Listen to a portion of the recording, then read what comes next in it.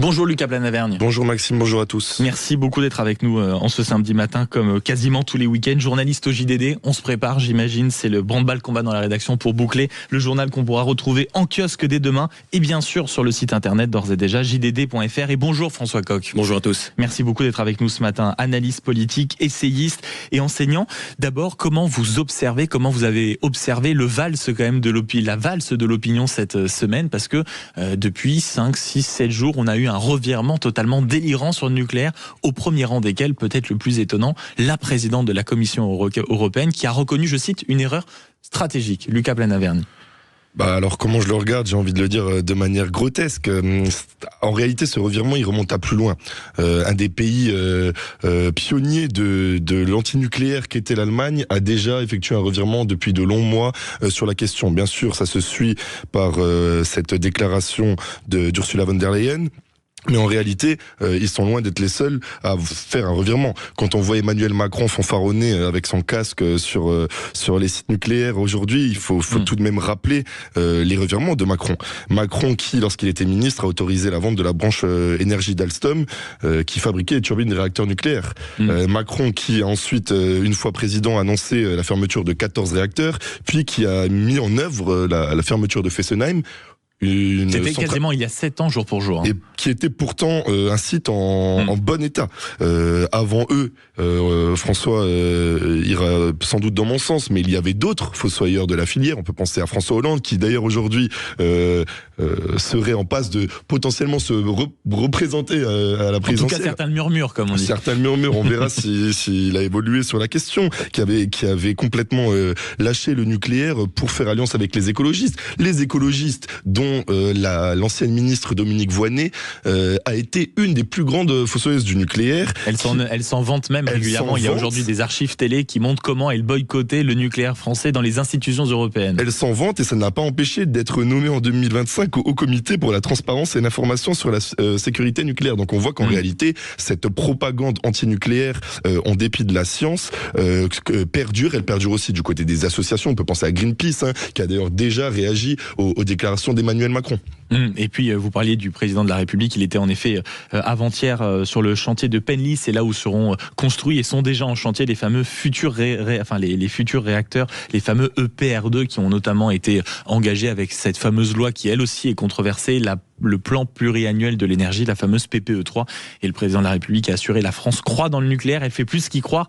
Elle pratique et elle l'avance. Mon cher François Coq, comment vous regardez cette question du nucléaire? Est-ce que vous le trouvez crédible, ce revirement français, ou vous mettez un peu de doute? C'est bien beau de dire ça aujourd'hui, mais on voit bien que la parole des décideurs est contrainte, et elle est contrainte par le triste spectacle de nos dépendances.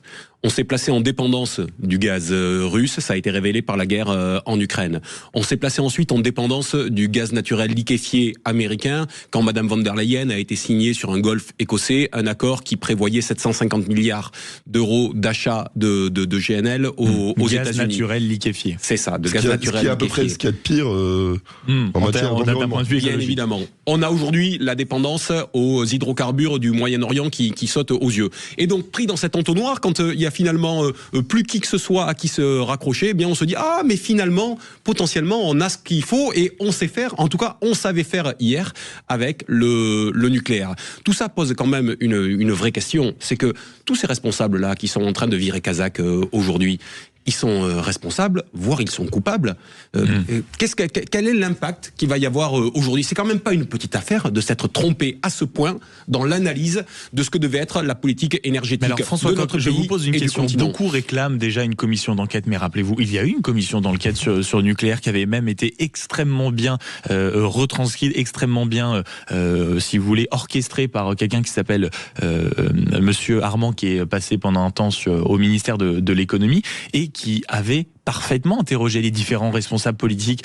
Qu'est-ce qu'on fait de plus qu'une commission d'enquête en France? Qu'est-ce que vous attendez de ces responsables quand vous leur demandez des comptes et des responsabilités? Déjà, d'aller au-delà de ce qu'on va livrer en pâture. Des responsabilités, il y en a à tous les niveaux. Il y a une responsabilité au niveau de l'Union européenne et la question du nucléaire est intimement liée à celle du tarif de l'énergie qui est imposé par la Commission européenne et à laquelle la France veut bien souscrire. Il faut bien le dire, nos dirigeants sont de ce point de vue-là de bons élèves. Il y a d'autres pays comme l'Espagne, comme le Portugal qui ont obtenu des dérogations et qui ne souscrivent pas à cela. Et ça, c'est directement lié à la question du nucléaire. Madame von der Leyen est en première ligne sur cette question-là. Il y a la question du rapport de force au sein de l'Union européenne. Si le nucléaire a été démantelé, c'est parce que les Allemands ont fait ce choix-là et nous autres, Français, eh bien, on a cédé une fois de plus devant le leadership allemand au sein de l'Union européenne. Et puis il y a la responsabilité française. Je suis désolé, mais Monsieur Macron, quelle est sa crédibilité quand en 2016 il a été bradé Alstom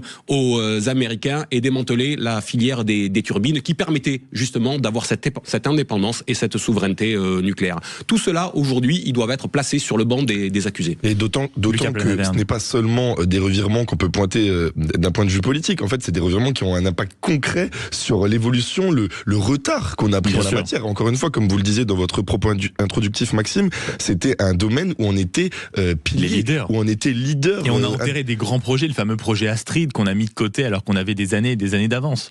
Bien sûr, on a pris un retard monstre. Aujourd'hui, on va courir pour rattraper ce retard. On a énoncé toutes les personnalités qui ont le sang de l'atome sur les mains, en réalité. Et je voulais simplement rappeler les bienfaits du nucléaire, parce que grâce à son parc, la France a une électricité beaucoup moins carbonée que la moyenne de l'UE.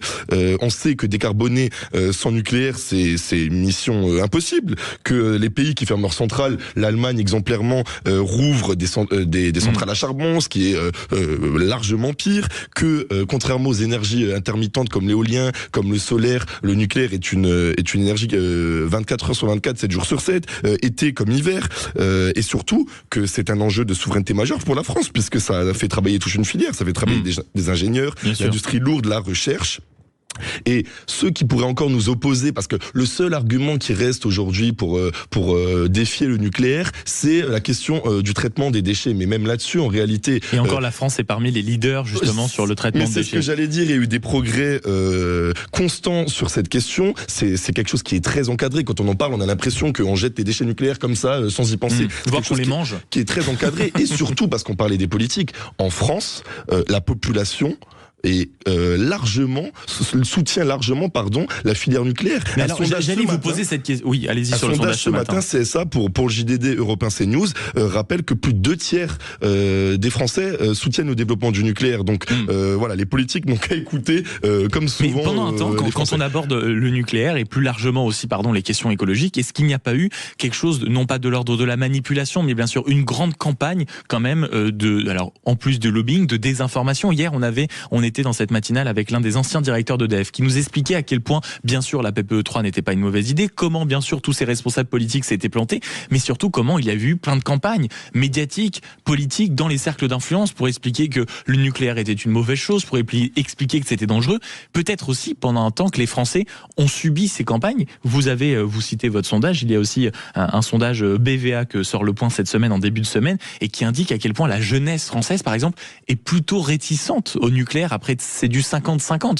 Au bout d'un moment, les politiques ont su gouverner avec une frange de Français qui étaient réticents, François Coq. Oui, il y a eu bien évidemment, comme toujours, une action de lobbying qui a été menée et qui a été extrêmement puissante. Il faut bien quand même le reconnaître. Il y a eu un choc avec Fukushima qui a bien quand sûr, même légitime, qui a été légitime et qui a amené à réfléchir sur les choix qui devaient être pris. Mais il n'est jamais trop tard pour bien faire. Vous venez de le dire. Il y a aujourd'hui la PPE, la proposition de loi de programmation de l'énergie, qui va donc définir les choix stratégiques en matière d'énergie pour les 10 années à venir. Et il faudrait que, quelles que soient finalement d'une certaine manière les responsabilités des uns et des autres, celle-ci nous amène dans le bon sens, parce que je partage avec vous l'idée que cette PPE doit nous permettre aussi de réindustrialiser le pays. On doit pouvoir recréer les filières d'excellence telles que nous les avions hier. Mais pour cela, il faut accepter de prendre des décisions. Il faut faut accepter de prolonger les centrales aujourd'hui. Le politique doit décider et cheffer au bout d'un moment. Il doit cheffer, il doit dire on doit pouvoir prolonger les centrales dans toutes les conditions de sécurité. C'était le cas aujourd'hui. On doit, ça a été dit aujourd'hui, être à la pointe de la recherche et donc lancer aujourd'hui les études pour les réacteurs de 4e génération. Ça veut dire aussi, mais mieux payer les ingénieurs, trouver les filières de façon adéquate pour qu'ils restent en France, parce que là, la plupart des ingénieurs et la plupart des grands métiers scientifiques, non seulement ils font des années d'études à l'étranger, ce qui est totalement légitime, mais le problème c'est qu'ils y restent après. Et ça aussi, sans les ingénieurs, on peut pas dire que le progrès a de grandes chances en France pour la suite. Mais oui, c'est tout un système qu'il faut remettre en place. Et pour abonder dans le sens de François Coq, il va falloir aussi, parce que aujourd'hui les annonces sont faites dans un contexte de guerre, dans un contexte de municipal. Donc j'ai envie de dire ça passe presque inaperçu. Mais quand ça va être effectif et que ça va vraiment prendre dans le débat public, et quand à nouveau ou dans l'été ou de l'hiver, on va avoir ces conversations sur les chocs énergétiques, sur les Français avec des ministres de l'économie qui viennent en col roulé en disant qu'il faut qu'ils fassent 17 dans la maison. Là, à nouveau, peut-être qu'on aura ces débats. On aura ces débats et il faut pas être dupe. Il y aura les mêmes qui vont ressortir parce qu'il y a eu certains qui ont fait des revirements, mais les mêmes vont ressortir. Et là encore, c'est tout un système. On a les politiques, on les a évoqués, les écologistes, le Parti socialiste qui reste quand même réticent sur le nucléaire, la France insoumise qui, dans son programme, planifie la sortie totale du nucléaire. Puis ensuite, on a les associations, on les a cités, Greenpeace, les ONG qu'on connaît, et puis ensuite on a les médias. Les médias, il y a des médias spécialisés dans la propagande antinucléaire. Je pense à Reporter par exemple, un média qui fait commerce de ce genre de domaine, et les politiques devront tenir face à cette propagande. Merci beaucoup Lucas Planaverne, journaliste au JDD. Je vous laisse filer à la rédaction avant qu'on retrouve donc le JDD en kiosque demain, le site lejdd.fr évidemment, et merci à vous François Coq d'avoir été avec nous ce matin pour ce débat concernant le nucléaire français, en rappelant naturellement que vous êtes analyste politique, essayiste et enseignant. Vous étiez nombreux à réagir, notamment sur les réseaux sociaux, le site internet et l'application. Nucléaire, après des années de sabotage, le revirement français est-il crédible? Non, à près de 73%. En tout cas, comme vous l'avez rappelé, mon cher Lucas, c'est un dossier qu'on suivra, notamment à mon avis, quand les températures vont se rafraîchir et qu'à nouveau, on s'interrogera sur les capacités des Français à se chauffer en toute autonomie et surtout à quel prix. Merci beaucoup, messieurs, d'avoir passé une tête dans ce studio ce matin. Il est 8h50 et dans un instant, vous le savez, hop, on remonte les manches. Alors, les manches, je ne sais pas ce que c'est. Donc, on redresse les manches, on accroche le tablier, on aiguise ses couteaux et on file en cuisine avec le chef Frédéric Vardon dans un instant. À tout de suite. Sud Radio. Sud Radio. Parlons vrai. Parlons vrai. Sud Radio. Parlons vrai.